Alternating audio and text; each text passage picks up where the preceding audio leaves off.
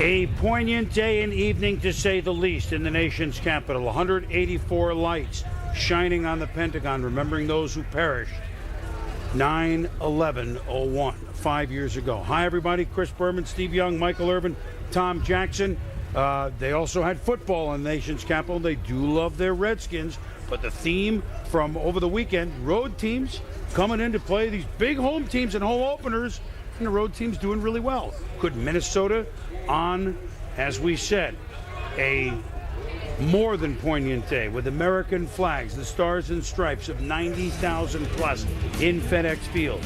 Clinton Portis back for the Redskins, but so was Brad Johnson. Led the Redskins once upon a time to a division championship, and on the very first series hits this bomb to Troy Williamson. Minnesota wasn't afraid to air it out, Steve. Not at all. In fact, I thought he threw the long ball very nicely. A very solid game for Brad Johnson. We always talked about how consistent he is. There it was again. On 3rd and goal from the 4, an interesting call up the middle, Tom, for a touchdown. Look at a beautiful block by Steve Hutchinson. Block out, block back in, Chester Taylor into the end zone. Boom. They do botch the extra point at 6-0. Now, the first string offense for the Redskins didn't score in the preseason. They hit a lot of the new playbook of Al Saunders, and plays like this were hitting. Mark Brunell swinging to Santana Moss. At least the book was open, guys. Yeah, we talked about that in the demo. Santana Moss on the bubble screen. Clinton Portis up the middle for a yard on 2nd and 8, so not all the new plays were run. Vikings' tough interior line holds them to a field goal 6-3. Johnson to Williamson, and you can't make the throw any better than that. You can make a little better catch, guys. Oh, it was a great throw. And this play, Troy Williamson, he has to make this play. He's going to be the big-time receiver, the #1 receiver for the Minnesota Vikings. He has to make that play. Antoine Randall L. You want excitement? Watch this on the punt return and what? And then some of his guys getting the action here. Well, let's watch Sean Taylor. Bang! And then Carlos Rogers. What's going to happen here, guys? It's bang! There's some special teams. And the most exciting play of the night as Randall L.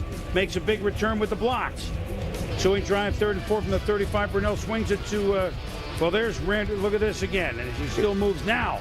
Brunell, kind of the counter swing to Liddell Dickey Betts, who strums his guitar inside the 10, which sets up the Redskins. And now here's Clinton Portis. Didn't start, but he finished this drive. Yeah, Clinton Portis, great blocking on the outside. Great job of following his block, even having his hand on the blocker, letting him lead into the front corner of the end zone. Boom. So then the Minnesota Vikings trailing 13-9 at the half. Right away in the 3rd quarter, Cuckoo Kachu Marcus Robinson catches the bomb from Brad Johnson. 4th quarter, we're tied at 16. First down to Williamson. Sean Taylor called for face mask. And so Minnesota had a couple of long drives in the second half. And then it sets up just over a minute to go. Ryan Longwell, 31 yards. Good. Vikings lead 19-16. A minute left for the Redskins. Can Mark Brunell get something going? They look for Santana Moss, guys. Makes a catch at the 38, the Vikes. And then 3rd and 6. Brunell to Randall L. Stops the clock, but doesn't get the first. And so you felt that tying field goal coming, but this is no chip shot. John Hall, 48 yards and no shot. Boomer, you got to hit the net. You might miss the field goal, but you're a pro. You got to hit the net. So field goal, no good. The Vikings come on the road and beat the Redskins by the count of 19-16.